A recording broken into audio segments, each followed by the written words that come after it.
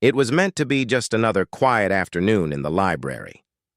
But when a retired teacher opened a children's book and discovered a handwritten note tucked between the pages, everything shifted. The message was brief, only a few uneven words, from a 7-year-old girl. Yet behind those words lay a reality no child should ever endure. What had she written? And why did she reach out to a stranger in secret? What was she hiding? And what did the teacher uncover when she followed the trail?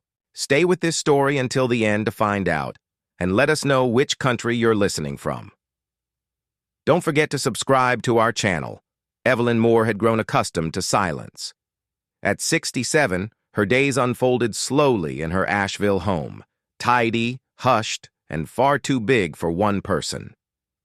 Her mornings were spent tending to her garden, reading novels, and volunteering at the local library, the same place she used to bring her students on field trips.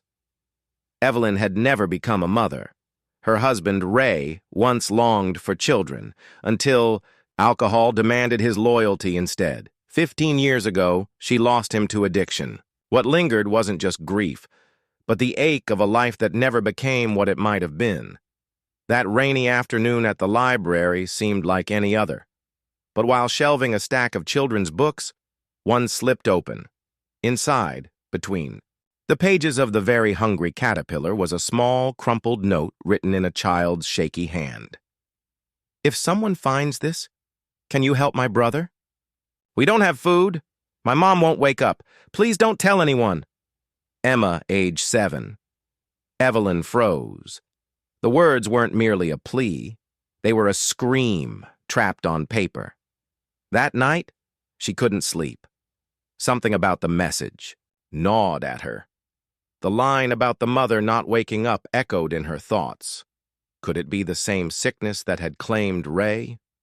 At first, she dismissed it as her own trauma projecting shadows.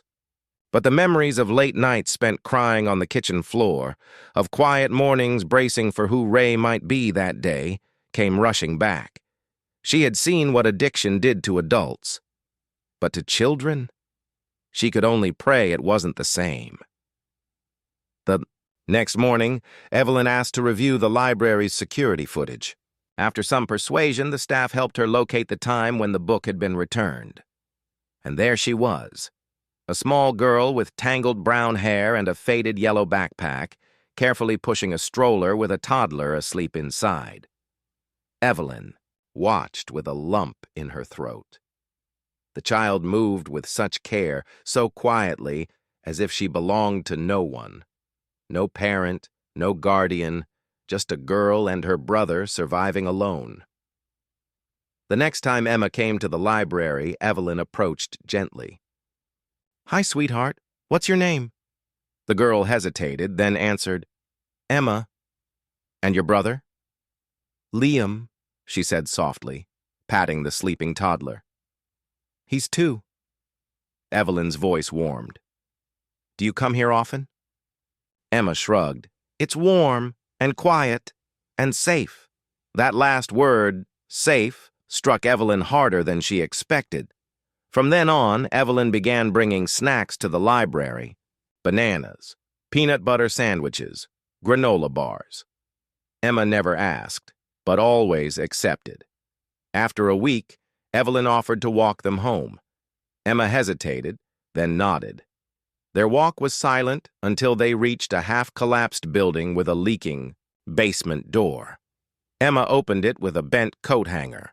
Inside, the air reeked of mildew and damp socks. The cement floor was scattered with blankets and a few broken toys. On a stained mattress lay a motionless woman. "That's my mom," Emma said softly, pointing at the still figure. "She's just tired." Evelyn stepped closer. The woman's cheeks were sunken, her lips pale, her skin clammy despite the cold. This wasn't ordinary exhaustion. This was the kind of fatigue you didn't easily wake from, if at all. Evelyn knew this state too well. Years ago, she had watched Ray collapse into the same hollow sleep. First it was the drinking, then the endless nights Evelyn sat beside him, staring at his chest to see if it would rise.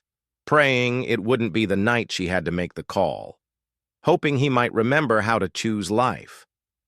But he hadn't, and now, here she stood again, another broken life, another child burdened, with what should never be theirs to carry. Emma clutched the stroller handle, silent and small, trying to appear strong, as if this were normal. Evelyn's chest ached, not just for the children but for herself, for all the years she had wished someone had stepped in sooner for her. That night, she went home, sat alone in the dark, and cried, not just for Ray, not only for the children, but for everything love should have saved, and perhaps still could. The next morning, Evelyn called Child Protective Services. When the caseworker arrived, Emma clung desperately to Liam and screamed, "Please don't take us away. We only have each other." Without thinking, Evelyn blurted out, "What if they stayed with me, just for now?" The social worker blinked. "Are you family?" "No," Evelyn replied, "but I could be." That evening, Emma and Liam walked into a home filled with warmth. A place with soft couches, clean clothes, and food in the fridge. Evelyn gave them each their own room, though Emma curled up beside Liam anyway, whispering to him in the dark. Evelyn stood just outside the door, her hand pressed to her heart, realizing she hadn't heard her house sound this alive in years. The next morning, Emma asked, "When do we have to leave?" Evelyn smiled. "You're safe here as long as you need." In the weeks that followed, Emma slowly let down her guard. Liam began calling Evelyn Nana Evie, a name of his own invention. Evelyn started cooking again, real meals for a family. She unpacked boxes she had sealed away for decades, Ray's books, baby blankets she had once bought in hope. One day, Emma found a photograph of Evelyn and her husband on the mantel. "Was he your dad?" she asked. "No," Evelyn whispered. "He was my husband. He had a sickness, one he couldn't beat." "Like my mom?" Evelyn nodded. "Exactly like your mom." Emma studied her for a long moment. "Is that why you're helping us?" "Yes," Evelyn said, her voice trembling. "Because I couldn't help him, but I can help you."